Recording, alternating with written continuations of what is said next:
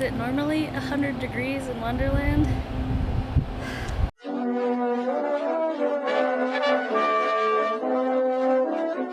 Hello, welcome. If you're new, hi, my name is Laurel. Something you may or may not know about me is that I love the fantastical, the whimsical, and you might be able to tell that by the contents of my room. My boyfriend would describe it as if you turned a corner too fast, you might knock something off of a shelf that was 100 years old. And frankly, that's the greatest compliment I could ever receive. Something I've been wanting to do for a really long time is to make a white kind of frilly apron similar to the one that Alice wears in Alice in Wonderland. I love that movie so much. I love how weird and just nonsensical it is. I love making Photoshop edits based off of Alice in Wonderland. I love, I guess, cosplaying as her, you could say. I could either find something online and buy it from maybe a not so sustainable source or something that's kind of fast fashion, or I could make one myself. So that's what we're going to do. I've currently got some piping hot Moderna in my arm, so I can't raise my arm past about right there. So I thought it'd be fun to just kind of sit down, just kind of chat and make a little apron, have a little bit of escapism this weekend and pretend I'm Alice in Wonderland. Well, I'd love for you to come and join me on this whimsical journey that we're about to embark on. I haven't decided if this video will go up before my room makeover or not, so if you are seeing it before, stay tuned.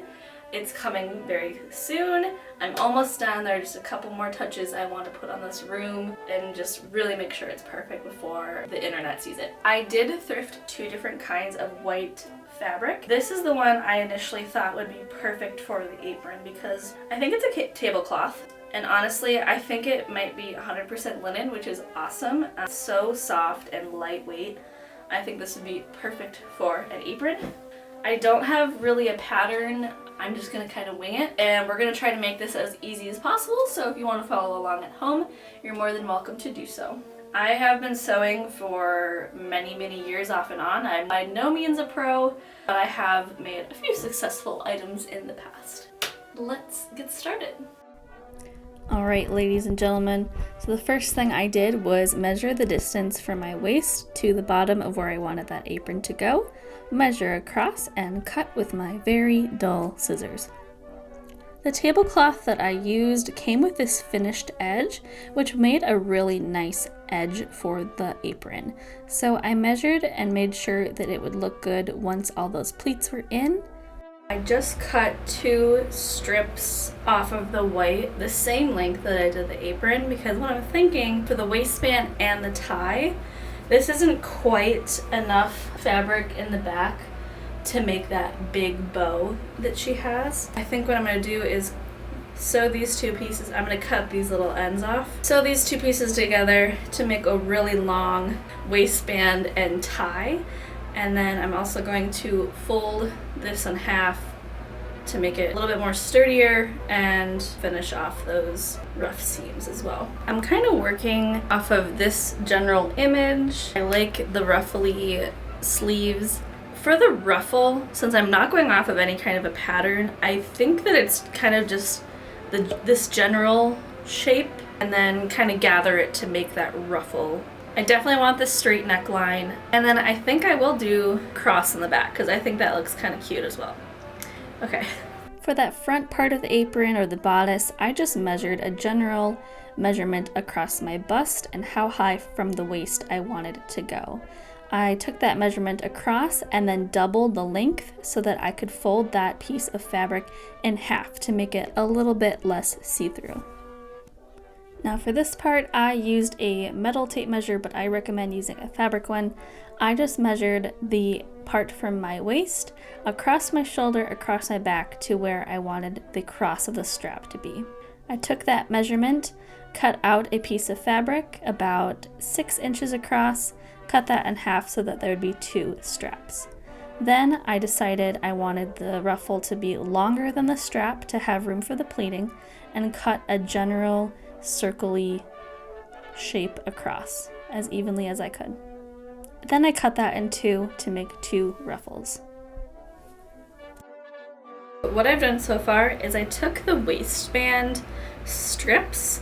Originally I had those two, but what I did is I cut one of them in half and sewed them on to each end because I realized if I just do two, the middle would have the seam, and I don't really want the middle of the waistband to have that seam. So they're kind of tucked behind there, be a part of more of the tie rather than the waistband itself. I think I have all of my pieces cut that I need. I'm gonna go in and finish off the end of this ruffle here, and then we will get to sewing the rest of this and see if it turns out sort of how I pictured it. Okay, let's see what we have so far. We have the skirt, waistband, the little front booby apron part, the two ruffles that will attach to these straps, and then those straps will make kind of a cross and attach to the waistband in the back. Now we're going to attach the waistband to the skirt, and then we're also going to do some pleats so that it gets kind of a swooshy, bustled effect. I made marks with these pins right here just so I would know kind of where I want the actual skirt of the apron to start and end. I'm going to take the full width of the skirt, which is pretty long, but I wanted enough so that I had that room to do those pleats. There are a couple different ways you can do hand pleating, but this is the way that I like to do it. I start by putting a pin in the middle of my fabric and then finding a halfway point in between each of those. And then just going in and doing another halfway point between those so that you know that each part is exactly even and you have enough room to do pleating across the whole piece of fabric. I also made sure that my pleating faced inward towards the middle, so one side was to the left like you see here, and one side went to the right. So I just pinned everything in place, and then once I'm done, I'll be able to flip over this piece of fabric and sandwich it all so it's hidden. Then when you're ready to sew, you should just be able to sew right over your pins so everything stays perfectly in place. And once you're done, just take out all the pins. But look at her. Look at that. Oh, it's coming along, man. Okay. Now I'm gonna sew the bodice to the waistband, and I also still need to do the ruffles on the straps. Here I have the two ruffle sleeves, and I pretty much did the same thing as the skirt and the waistband. I just hand pleated these ruffly parts to the sleeve band.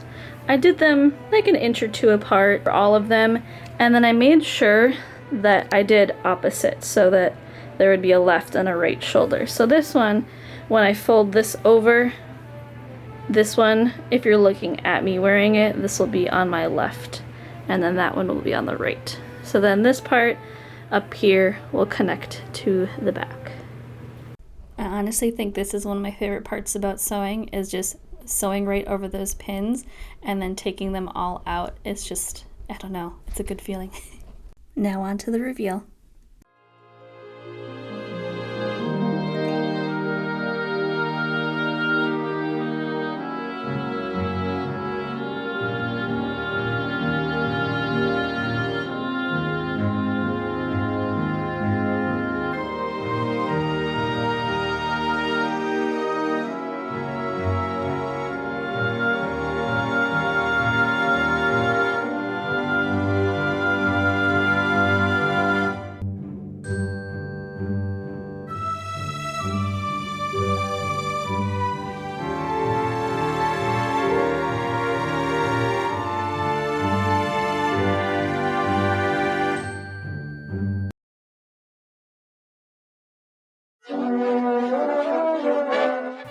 I've been usurped.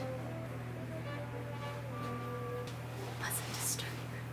Okay, well, here's the finished product. Honestly, I think my bar must have been set really low because it turned out better than I expected, especially for just kind of winging it and not going off of any kind of a pattern. I'm really pleased with it. I think I should probably press a few things like this. I'm really glad I did the linen over the like more cottony bed sheet material. I love this finished edge that came with the tablecloth. I think it works perfectly for this apron. The sleeves, while I really like them, they feel a little bit on the droopy side. I probably could have put a little bit more pleating in there. I might end up going in and making them a little shorter if I really decide to. But otherwise, I think it's so stinking cute. The back, I was worried that it would be too long in the back and there wouldn't be a little bit of a gap in between the skirt ends. I really like how it looks with it almost completely closed. It almost looks like a pinafore, which I guess you could technically call this a pinafore at this point. Apron, pinafore, I really like it, and considering that it was a thrifted piece of fabric, makes me feel a little bit better, and I'm giving life to something that someone didn't want, so that is always a good feeling. I hope you enjoyed this video. If you like this kind of stuff, I know this is a little different than my regular stuff on this channel. If you like it though, please be sure to give it a thumbs up so that I know to make more of these kinds of videos. I appreciate you. Thank you for sticking around through this video. I hope you enjoyed, and I will see you in the next one. Bye!